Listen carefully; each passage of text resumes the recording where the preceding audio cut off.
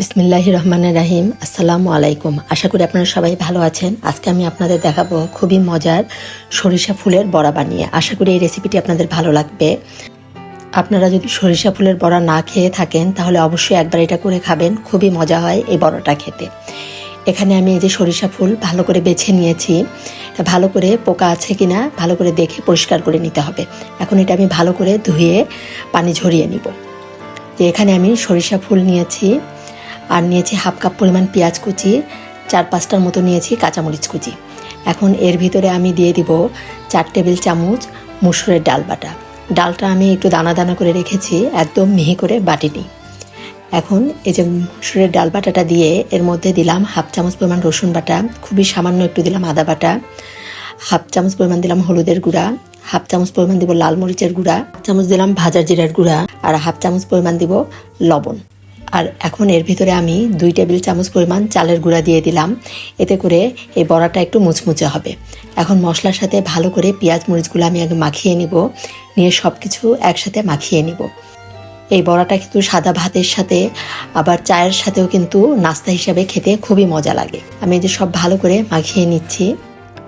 সব কিছু একসাথে বেশ ভালোভাবে মাখিয়ে নিতে হবে।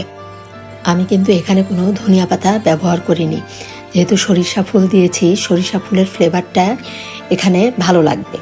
ধনিয়া পাতা দিলে তখন সরিষা ফুলের ফ্লেভারটা কিন্তু পাওয়া যাবে না। আমার এই যে বেশ ভালোভাবে মাখানো হয়ে গিয়েছে। আমি এখন একটা প্যানে পরিমাণ মতো তেল দিয়ে বড়াগুলো ভেজে নিব। আর এই সরিষা ফুলের বড়া রেসিপিটি যদি আপনাদের ভালো লাগে অবশ্যই আপনারা আমাকে একটা লাইক দিবেন, কমেন্ট করে জানাবেন কেমন লাগলো। আর যারা এখনও সাবস্ক্রাইব করেননি অবশ্যই সাবস্ক্রাইব করে আমার পাশে থাকবেন। এই যে বড়াগুলো আমি এখন ভেজে নিচ্ছি। বাজারে কিন্তু এখন বেশ সরিষা ফুল পাওয়া যায়, আপনারা যারা এখনও খাননি অবশ্যই একবার করে খাবেন। খুবই মজার এই সরিষা ফুলের বড়া। মিডিয়াম হিটে আমি বড়াগুলো হালকা লাল লাল করে ভেজে নিব।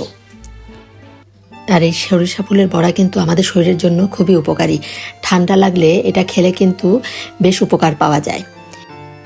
এভাবে উল্টে পাল্টে বড়াগুলো আমি ভেজে নিচ্ছি। এই বড়াগুলো দেখতে যেমন সুন্দর হয়েছে, খেতেও কিন্তু খুবই মজা হয়েছিল। আর চালের গুঁড়া দেওয়াতে এই বড়াগুলো সুন্দর ক্রিস্পি হয়েছিল। এখন বড়াগুলো ভাজা হয়ে গিয়েছে, বড়াগুলো এখন আমি তুলে নিব। হালকা যে ব্রাউন করে আমি ভেজে নিলাম। বড়াগুলো তুলে রেখে বাকি বড়াগুলোও আমি সেমভাবেই ভেজে নিলাম। আমি কিন্তু এই বড়াগুলো সাদা ভাতের সাথে খেয়েছি, এটা খেতে খুবই ভালো লেগেছে। হয়ে গেল আমার খুবই মজার সরিষা ফুলের বড়া। আশা করি আপনাদেরও রেসিপিটি ভালো লাগবে। ধন্যবাদ সবাইকে, সবাই ভালো থাকবেন। আল্লাহ হাফেজ।